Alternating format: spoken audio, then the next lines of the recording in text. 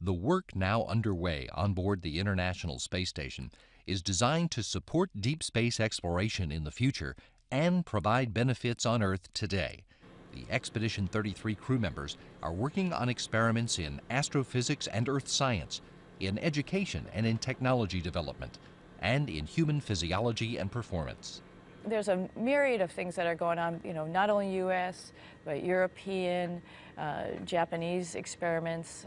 There's experiments from all over the world that we'll be doing and hoping help some of the human research that's going on. A top priority is learning how a prolonged stay in space affects the human body. Some of the data is gathered from observing how crew members operate in microgravity. Some of the data is gathered in the form of biological samples from the crew that will be examined on the ground after the flight.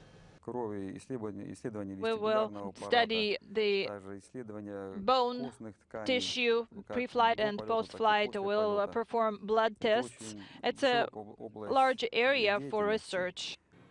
At the same time, throughout the mission, the crew members spend time each day in practical application of the best theories about how to counteract the negative effects of living in space, trying to prove concepts that will keep deep space explorers of the future healthy on missions that will last for years.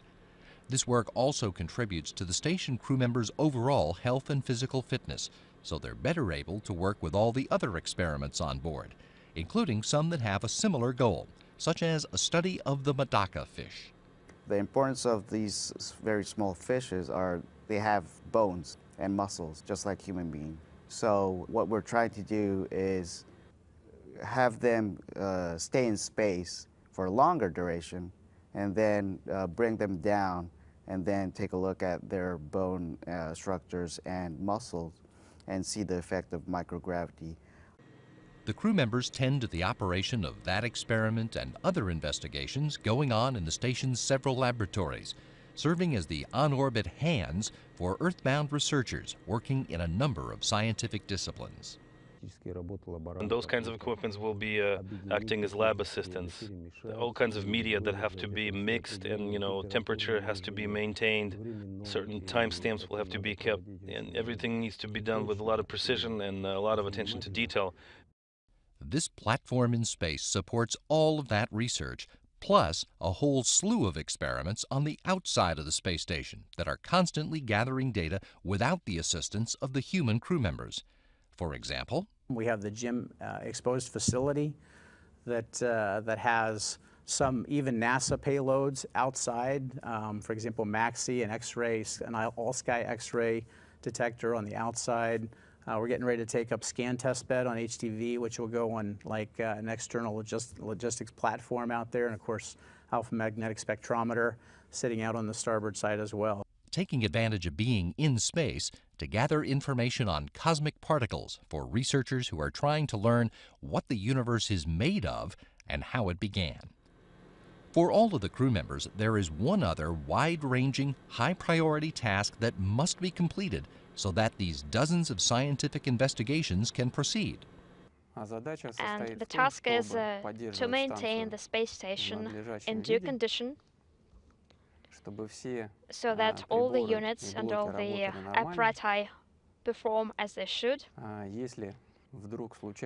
And should any of those break down, to be able to fix it.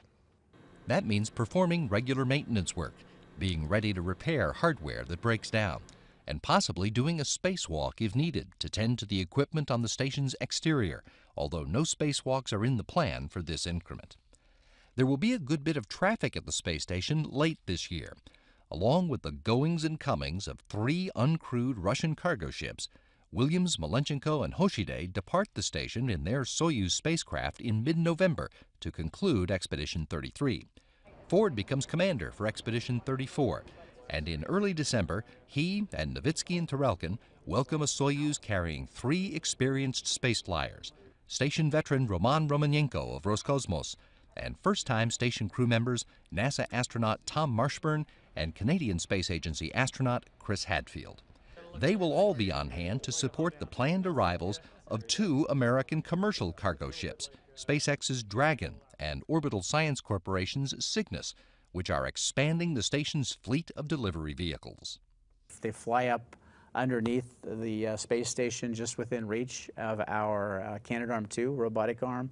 We'll fly over top of a pin and grapple that vehicle and berth it to the bottom port on Node 2, right under the U.S. segment, and have access to the cargo.